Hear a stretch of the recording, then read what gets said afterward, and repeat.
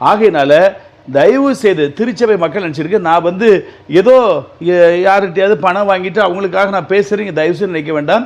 ஒரு டீ கூட வாங்கி குடிக்கவில்லை. நான் ஜெனரல் செக்ரட்டரி, அவர்கிட்ட போய் பழகிறோம், பேசுகிறோம், பார்க்குறோம், வேறு அவ்வளோதான். அஃபிஷியலாக டேம்கோவில் போயிருக்கும் போதோ இல்லை செனாட் ஆஃபீஸில் போயிருக்கும் ஒரு டீ கூட நான் வாங்கி குடிக்கவில்லை. எந்த ஒரு நயா பைசாவும் அவர்களிடம் நான் பணம் பெறவும் இல்லை. எனக்கு பெருமூச்செல்லாம் என் திருச்சபையை நல்ல வளர்ச்சி பாதையில் கொண்டு வர வேண்டும். 40 லட்சம் காங்கிரிகேஷனை 80 லட்சமாக கொண்டு வந்து சேர்க்க வேண்டும். இந்த ஊழல்களை அறவே ஒழிக்க வேண்டும்.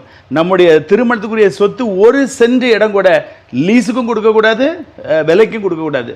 போனது எவ்வளோ போயிட்டு கோடி கோடி கோடி கோடியாக போயிட்டு இப்போ எம்ஜி நகரில் 320 ஏக்கர் விற்றுருக்குறாங்க என்று சொல்லி பெங்களூர் எம்ஜி ரோட்டில் கொடுத்துருக்காங்கன்னு சொல்லி எனக்கு தகவல் வந்திருக்கு. ஏற்கனவே நான் பல வீடியோக்களில் சொல்லியிருக்கேன். அதெல்லாம் 1 சென்ட் எத்தனை கோடியோ, அப்போ 320 ஏக்கர் எத்தனை கோடி இருக்கும்.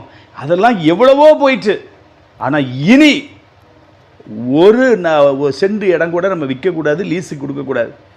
இந்த மாதிரி எல்லாரும் நம்ம ஒன்றிணைந்து நம்ம கட்டுப்படுத்த வேண்டும். இதற்கு தான் நான் உள்ளே வருகிறேன். ஆன்மீகத்தில் நம்முடைய திருமணம் வளர்ந்து பெருக வேண்டும். நம்முடைய திருச்சபை மக்கள் பெண்டிகாஸ்டலுக்கு போகக்கூடாது. நம்ம திருச்சபையில் உள்ள ஊழியர்களாக நல்லா பரிசுத்த ஆவியில் நிரம்பி ஜெபிக்கிறவர்களாக மாற வேண்டும். இதுதான் என்னுடைய வாஞ்சை. நிறைய நினைக்கிங்க நான் வந்து ஜெனரல் செக்ரட்டரிட்ட இல்லை டெப்டி மாடிட்டு ஏதோ பணம் வாங்கிட்டு நான் கூவுறேன்னு நினைக்கிறேன். அப்படிலாம் கிடையவே கிடையாது.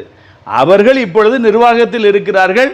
என்னை இப்போ நான் பார்த்த மட்டும் அவர் பார்க்கும் பொழுது நிச்சயமாக ஒரு நல்ல மனிதராக தான் தெரிந்தது. அதை வைத்தான் சொன்னேன். பட் இப்போ அவர் குடித்தாருன்னு சொல்லவில்லை. அவர் கொடுத்த பணத்தில் குடி வாங்கி கொடுத்துருக்குறாங்க. அதுக்கு ஆதாரம் வந்திருக்கிறது. ஆகவே இவர்கள் மீது நடவடிக்கை எடுங்க. நீங்கள் சாப்பாடு பிரியாணி போடுங்க, பஃபே போடுங்க, நான் ஒன்றுமே சொல்ல மாட்டேன். அவங்க போக்குவரத்து செலவுக்கு ஏதாவது ரூபா கேட்டால் அதையும் கொடுங்க, நான் ஒன்றுமே சொல்ல மாட்டேன். ஆனால் இந்த குடியும் பெண் மாது இந்த ரெண்டையும் நீங்கள் அலோவ் பண்ணவே கூடாது. விபச்சார வெறியன், குடிகாரன், கெட்ட வார்த்தை பேசுகிறவன், அடிதடி போகிறவன், இவங்களெல்லாம் நீங்கள் பக்கத்திலே அண்ட விடாதீங்க. இது திருமண்டலத்துக்கு கேடு. இப்படிப்பட்டவர்கள் வந்தால் மிகுந்த அழிவை நோக்கி நம்ம திருமண்டலம் சென்றுவிடும். ஆகவே டெப்டி மாடரேட்டர் அவர்களுக்கு நான் கனிவான வேண்டுகோள், தயவு செய்து இனி அடுத்த ஊர்களுக்கு நீங்கள் கேன்வாஸ் போகும்போது இந்த மாதிரி செய்யணும். திருநெல்வேலிக்கு வந்தீங்க, அப்படிலாம் ஒன்றுமே நடக்கவில்லை. ஆனால் ஆந்திராவில் எதுக்கு இப்படி செய்கிறீங்க? அதான் ரொம்ப வருத்தம் அளிக்கிறது.